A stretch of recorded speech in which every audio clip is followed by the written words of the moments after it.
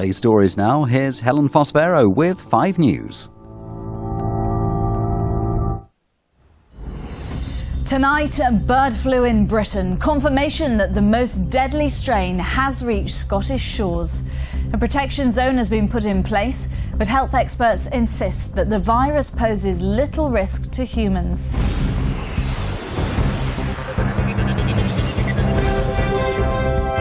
Murdered while taking a break at work, a nurse is stabbed at a hospital in Essex. Child safety warning. Parents are told that some car seat fitters could be making deadly mistakes. Plus, So a deer, a female deer, ray a drop of golden sun. the West End is alive with the sound of music as the much-loved musical returns to the stage. Hello, I'm Helen Fospero. The most deadly form of bird flu has reached the shores of Scotland. Tests confirmed it killed a swan found in Fife. Tonight it's emerged that 14 other birds are being tested for the H5N1 strain. Safety measures have been extended. A control zone covering 175 poultry centres and 3 million birds has been created. 5's Jane Secker reports. The birds are still singing in sleepy Celadike, and villagers enjoying the spring weather seem unperturbed by the discovery of avian flu on their doorstep. But confirmation that the deadly H5N1 virus has reached our shores from Europe has huge implications across the UK. The alarm was first raised by Tina Briscoe, who spotted an emaciated swan lying in the harbour. Tell me, when was it you came down here and what did you spot? About Wednesday afternoon at 5 o'clock, I saw this huge carcass lying there. It must have been a huge bird. And I looked closer and I thought it was a swan. Did you think avian flu at first? Yeah, I thought so. Experts knew that once the virus arrived in countries like France, it was only a matter of time before it crossed the 20 miles of sea to reach the UK. That the infected bird ended up in this village is just Celadike's bad luck. The swan was found in the harbour in the heart of the village. It's now the centre of a 3-kilometre protection zone in which police are visiting farms and checking poultry is not being moved. Around that is a 10-kilometre surveillance zone within which vets are monitoring birds. Further measures could now be put in place. Now it's been confirmed it is the H5N1 strain. We have protection and surveillance zones in place now. We will pick up any infection should it have transmitted into the domestic bird compartment, but we strongly suspect that that is not the case. Just inside that surveillance zone is Donald Peddy's poultry farm, the largest in the area. He heard about the arrival of bird flu on last night's news and would have liked to have been told directly. It's a little bit worrying that nobody in the Scottish Executive has been on the ball enough to actually come out and let people close to the incident know about it. I'm sure they have good reasons, and I'm sure at some stage they'll tell me what those reasons are. There is understandable concern for the UK's poultry industry, and farmers are taking every precaution to avoid it spreading. Don't have anyone on the farm who doesn't need to be there, no extra vehicles, just be extra vigilant. It's something they've been doing all the time, but just be extra vigilant now. There's certainly no sense of panic in Celadike, where the infected bird had lain for a number of days. There will be anxiety and I think also confusion, but we need to make sure that we give people the chance to ask the questions they want reassurance on and get the answers. As other suspected cases begin to be investigated, the public are being asked to be vigilant and report any sick birds they see. But the authorities know they have no control over the movement of wild birds. The real question is not whether it has spread, but where it will turn up next. Jane Secker, 5 News, Celadike. So, bird flu in its most deadly form has been found in Britain. 5's Catherine Jones investigates the risks it poses. There's no way of knowing yet just how far the H5N1 virus has already spread among the UK's ducks, geese and swans. So the biggest implications of today's news are for the wild birds of Britain. It's wild geese and ducks that migrate with the seasons that are the natural carriers of this disease, incubating it as they travel. But it's birds that live here all year round, like these mute swans, that are the ones that are more susceptible to the virus. And what does this first confirmed case tell the experts? I doubt whether it's just a single swan there. So we'd have to extend the surveillance into ducks and geese in that area. And I hope this virus will not jump from the swan or the geese or the ducks into the local chickens. But could it? What are the potential implications for the poultry industry?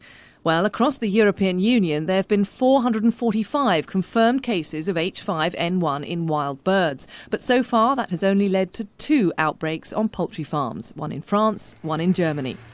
The areas were cordoned off and the flocks culled, and farmers in this country believe that's a perfectly adequate strategy. It's not a disease that spreads easily. It's not a foot-and-mouth scenario at all.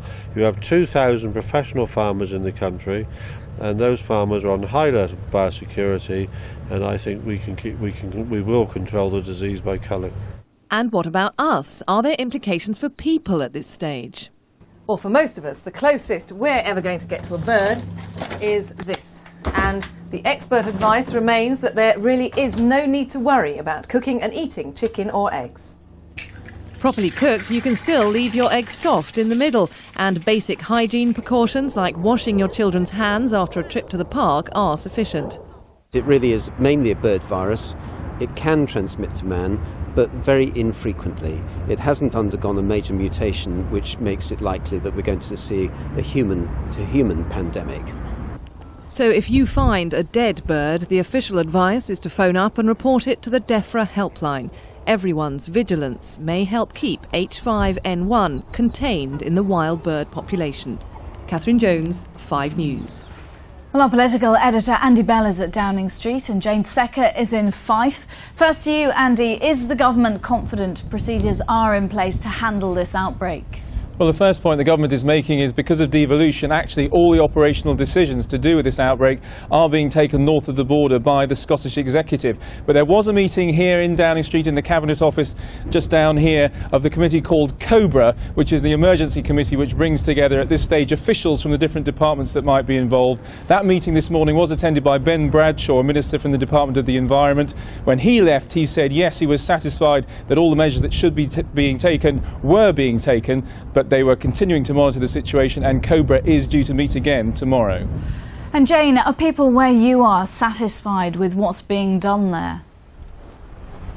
Well, the farmer that we spoke to, the one poultry farmer in the area, wasn't satisfied. He wasn't satisfied that he wasn't personally informed, and he wasn't satisfied that people who'd been down here at the harbour where the swan was washed up were able to come onto his farm with nothing to effectively protect them. But I think what has been very telling has been the reaction of the people in the village here. There's no sense of panic here. People here are very realistic. They seem very well informed about the absolutely minimal risk of them catching any kind of infection from the swan that was washed up here. And I think that if there is another outbreak at any other town or village across the UK, people in that community will do very well to learn by the example of the people in Selladyke. Jane and Andy, thanks very much indeed. Police have launched a murder inquiry after a nurse was stabbed to death outside a hospital in Essex. The woman, who's believed to be in her 30s, was attacked this morning while on a break.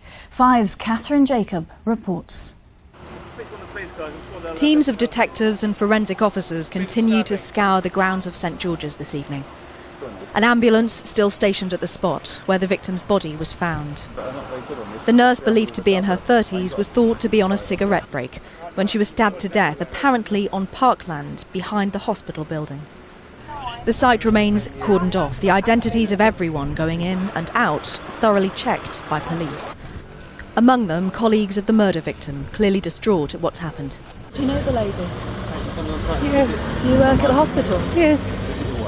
Can you tell us anything about what happened? No, I don't know what happened. Another nurse told us she was just on a smoking break. Probably was, I don't know. We're not allowed to smoke in the hospital, so it's highly unlikely. Which area do you work in? Which ward? I work all over the hospital, I'm supervisor. St George's is primarily a geriatric hospital, but there are other units on site. This mental health daycare centre also lies at the back of the building. Healthcare officials say the nurse is not believed to have been killed by a hospital patient, and police said today that they're keeping an open mind as to the circumstances. At about 11:10 this morning, at the rear of the hospital, police were called to a female who had suffered some stab wounds. police, London Ambulance and the HEMS attended. The victim was pronounced dead at the scene. Also on the hospital site, a nursery. And this afternoon, a stream of worried parents arrived to take their children to safety. But frightened members of staff here told us security on site needs to be tightened. We think so. Yeah, we need more security. Detectives still don't know whether the nurse was deliberately targeted or whether she was simply in the wrong place at the wrong time. So far, no arrest has been made. And this evening, the greatest concern that the killer remains on the loose. Catherine, there must be some very worried people in Hornchurch tonight. Well, that's right, Helen. This hospital is right in the middle of a housing estate, and the community here is clearly very bemused and frightened at what's happened. People arriving home from work and from school at the moment asking us why there's such a big police presence here, why the area's been cordoned off, and why there are so many members of the media at the hospital gate. They're expressing shock and disbelief that it happened in broad daylight at a place, this hospital, that they all know so well. Now, as you've heard, the police say that no arrests have been made so far, and this evening in Hornchurch, the great worry, as I said in that report, of course, is that whoever carried out this brutal attack remains on the loose somewhere in this community. Helen. Catherine, thanks very much indeed. Good news for homeowners today. Interest rates have stayed the same for an 8th consecutive month. The Bank of England says the cost of borrowing will stay at 4.5%. It's not expected to change for the rest of the year. Tony Blair and the Irish Prime Minister Bertie Ahern have given Northern Ireland Assembly members a deadline to set up a power-sharing executive. If they miss that November date, their salaries will be stopped. Any parent will say that keeping their kids safe is a top priority. But today a consumer watchdog has warned that they could be unknowingly putting their child at risk.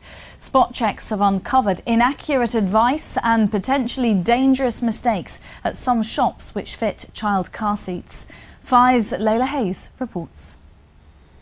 This is what can happen if a child car seat isn't fitted properly. Thousands of children are involved in car accidents every year, and if the seat is incorrectly installed, there can be grave consequences. But the consumer watchdog Which has found that many high street stores are giving parents the wrong advice. We're concerned because we know 80% of parents fail to fit car seats properly. So a service provided by shops is absolutely crucial. But we also know that 8 out of 10 stores we visited simply didn't secure the seat properly, didn't test for sideways or forward movement, and simply didn't put the belt through the guide marks of the seat correctly. And of course in a crash that could prove potentially fatal. Investigators in one store found that fitters positioned the seatbelt buckle in such a way that it was likely to break open in a crash. They described the fitting at another shop as a dog's dinner. The stores named and shamed told us that they do take the fitting of car seats seriously and provide extensive staff training, which may now be reviewed. But many parents have no choice but to rely on the store's advice. I think it's obviously really important to have your car seat, and your child's the most important thing to you, so obviously you'd want them to be safe. Oh, I think it's most important to get them specially fitted by somebody professional that knows what they're doing, because obviously the first, that's the first on priority, the children's safety. So what is the best way to fit an infant car seat? I went to the experts to find out. One of the first things that you need to do is pull the seatbelt right out so you've got enough to play with. So once you've got that, what you need to do then is put the lap belt right across front of the seat and put that into the buckle. And then you need to feed around the diagonal belt through the back here. And that's the last thing that you do, is just pull right out for a snug fit. Every year, around 6,000 children are killed or injured in car crashes. Getting the right advice is crucial. Layla Hayes, 5 News. Coming up in just a few minutes, through his own eyes, William Hague's exclusive report for 5 News on the Darfur crisis. Plus,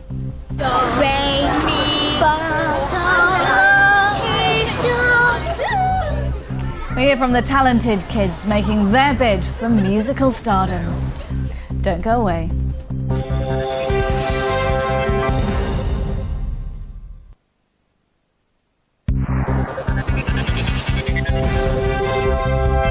This is 5 News. Welcome back.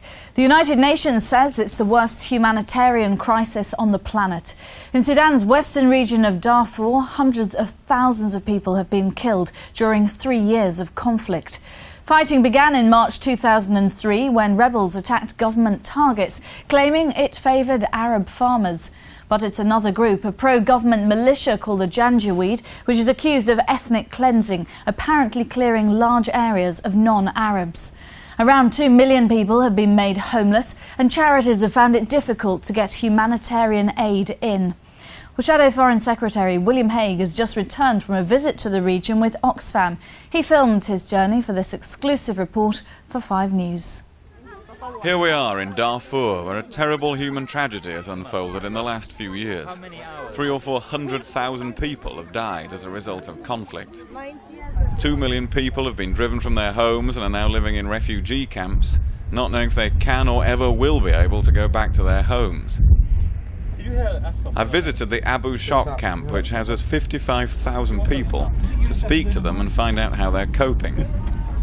And do you also have enough to eat and things like firewood, enough firewood? Many of these women have been here for 2 years and are bringing up their children here. They were driven away from their villages and tell stories of their men and even children being killed. So here we have, in human form, the tragedy of Darfur, and they want to go back to their villages in the future. They don't want to live in a large town or in a camp that turns into a town. They desperately want to return to their villages and rebuild them, clean up the water supplies, and actually get their lives back again.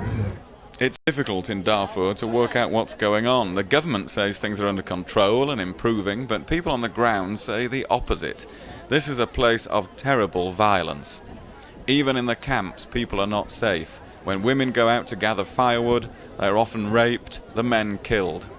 The news has also come through yesterday evening that Jan Egeland, the Deputy Secretary General of the UN, who has done so much to put the humanitarian situation here on the map, isn't being allowed in. So we're in here, but he's not allowed in. That's not a good sign from the point of view of the cooperation of the government with the United Nations.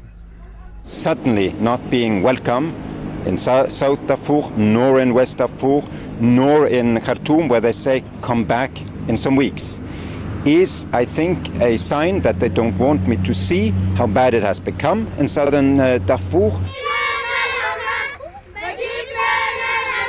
I've now seen for myself that there is still a continuing major tragedy here, and it's not improving. There's a possibility of reduced funding for humanitarian agencies, renewed fighting with people still being driven from their homes, and reduced access for the people trying to deliver help. It's a big job for the government of Sudan and all of the international community. Unless the UN are able to take over in some form, I think lasting peace and security for the people of Darfur is still a long way away. William Hague, 5 News. Manchester United have announced the biggest shirt sponsorship deal in British football history. AIG, an American finance company, will fork out more than £56 million to have their logo on United's kit. The new deal runs until 2010. A theatre in London today came alive with the sound of music. Hundreds of young children were trying out for a part in a new stage show of the famous musical. 5's Priya Kaur Jones went to see what it takes to become a member of the Von Trapp family. Brown copper kettles and warm woolen mittens like these. This is what all of the hundreds of people queuing here today could have done with. They're queuing up for the chance to be in Andrew Lloyd Webber's new musical, The Sound of Music. And thankfully, there's a ray of golden sunshine to warm them up. And as they whiled away the time, there was plenty of warming up of vocal cords in preparation. Brown paper packages tied up with string. There are only 6 Von Trapp kids in the show, but 18 will be cast. That's so they don't get too overworked. So that's quite good odds, which surely makes all that hanging about worthwhile. Well, I got up at 4, left at 4:30, and we've been here since 6:15. It's my favourite musical and I've watched it about 14 times. We heard about the auditions, we knew it was an open audition, so we came along and just thought we'd give him a chance, you know. For one girl, it was definitely worth the wait. 16-year-old Rosa O'Reilly caught Sir Andrew's eye, and she's now hotly tipped to be one of the main stars. He just said I had a really good voice, and he took me back to do an extra audition, had to sing another song. So it went really well though, yeah. No, I'm very excited actually to find somebody who's very good already is encouraging. It's years since The Sound of Music first came to public attention as a Broadway show. It moved to the silver screen in 1965 and has taken over £92 million at the box office. It crossed to the West End in the 80s, but that show wasn't one of Sir Andrew's favourite things. I hate to say this, but I actually thought the original production wasn't that good. And I think I've got an opportunity now to do it in a way that might be a bit different. He's hoping it's going to be another of his blockbuster musicals that runs for years and years. These youngsters probably hope the same. Maybe then they'll all get a go. Priya Kaur Jones, 5 News. Lara's here with the weather in a moment. First, tonight's top story. The most deadly form of bird flu has reached the shores of Scotland. Tests confirmed it killed a swan found in Fife. That's all for now. I'll be here with more news in an hour's time. I'll see you at 7. For now, goodbye.